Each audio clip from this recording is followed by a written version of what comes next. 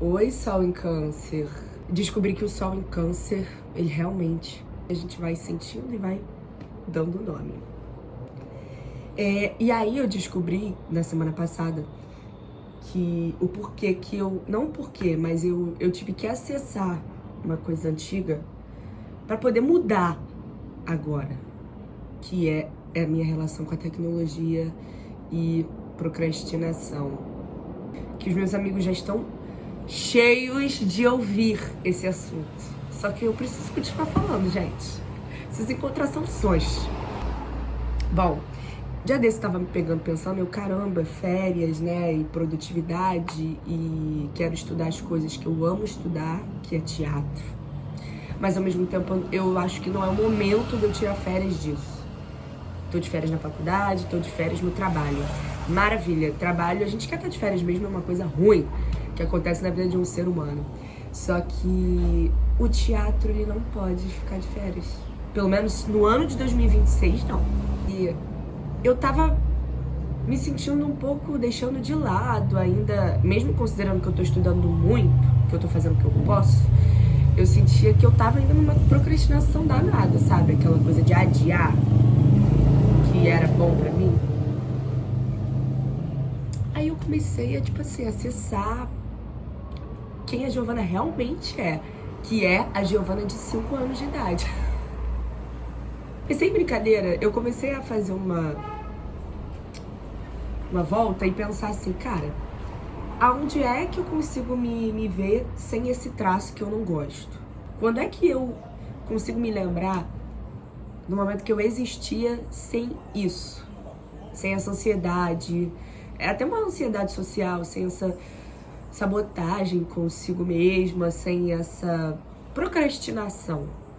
Porque eu não acho que o problema seja só parar de procrastinar. Tem um montão de coisa. É um mapa, é um fluxograma que vai ligando até chegar na procrastinação, entende? É uma ansiedade, é uma falta de perspectiva do futuro, é uma insegurança, é um montão de coisa. Então eu tive que, tipo assim, olhar e falar... Deixar aqui que tá mais bonitinho. Sabe aquele momento quando os nossos pais, eles têm a primeira perspectiva deles, quer dizer, é uma perspectiva inédita do filho lidando com uma coisa pela primeira vez. É aquele momento que os pais param e falam assim, cara, vamos ver como que esse ser humaninho que acabou de chegar vai lidar com isso. E foi a minha relação com a escola. A minha mãe fala que desde o início, quando eu ia pra escola, e é uma memória bem clara na minha mãe, porque ela também sempre repetia isso pra mim. E pra mim, o meu primeiro ano na escola, meu segundo, terceiro ano na escola, que ela falava que eu chegava da escola, já tinha uma mesinha de estudo. E eu já chegava, tipo assim, querendo dar continuidade àquele ambiente de conhecimento, sabe? Que era uma coisa que é como se eu não tivesse precisado. E eu tô dizendo isso tudo por quê? Não é que, eu sou muito inteligente e tal. Não, eu nunca fui fora da média. Eu sou uma pessoa mediana, assim, nesse lugar da escola. Mesmo pra que eu voltasse a entender, se eu nunca precisei ser ensinada a estudar. E eu preciso entender hoje ainda que eu sei estudar. E que às vezes eu fico achando que eu não sei e por isso eu não faço. Entende?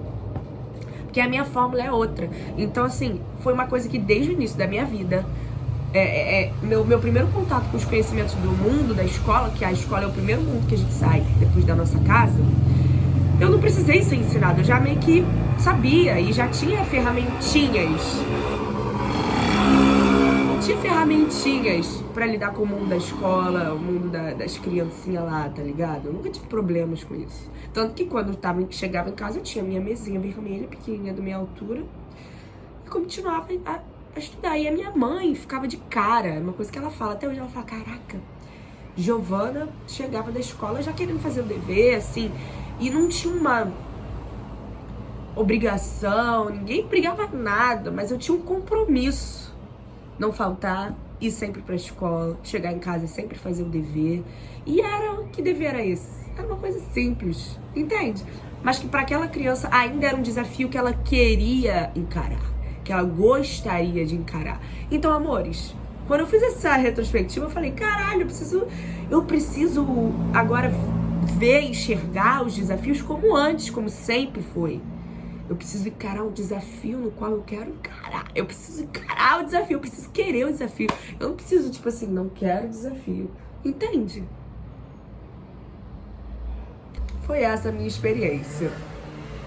E aí eu entendi o seguinte, que a partir da astrologia, dessa coisa da gente ficar dentro da casca agora, nesse momento, eu já tô sentindo isso, já tô praticando. Mas a Vênus em Virgem também colabora para que a gente também veja tudo que a gente foi no passado, e eu não tenho muita coisa para rever, mas já tive bons frutos quando eu revi. Entender o que a gente quer agora, o que a gente quer hoje, entendeu? Então, assim, eu voltei lá para quando eu tinha 5, 6, 7, 8 anos de idade, para retornar ao que eu quero hoje. A vida é isso, a vida é acontecendo aqui dentro de casa, aqui fora, que já é o mundo. A vida é literalmente isso. E explicando a piada um pouco mais, não é dizendo, entende? Porque ao mesmo tempo que eu sei que... eu perdi agora a frase de efeito, mas tudo bem. Tchau. Acho que eu prefiro expressar minha humildade como uma técnica. E aí... eu sei que eu sou foda desde sempre, mas não é por isso, não é por conta disso que eu falei, disso tudo que eu disse, que eu sou foda.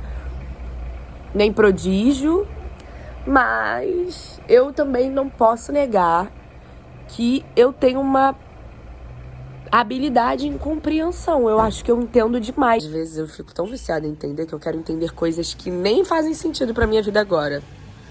Sabe? Uma coisa meio que, bora queimar a etapa logo, que eu quero a produtividade acima de tudo. E é isso, assim, eu acho que minha maior análise em voltar para quem eu era no início da carreira, literalmente, é porque não tinha essa pira da produtividade. Talvez por isso as coisas elas realmente aconteciam, elas eram mais leves, mais produtivas, porque eu não fazia na intenção de produtividade, mas ainda assim era produtivo. E afinal, aliás, eu era uma criança. Eu também tenho que tomar cuidado com isso. Tava no auge dos meus 6 anos de idade. Infelizmente, a infância é um terreno que a gente pisa a vida toda. Eu jamais vou perder uma viagem voltando pra infância, entendeu? Acho que a gente tem que parar de achar que a gente tá perdendo a viagem. A gente. Eu sou uma criança com olheiras.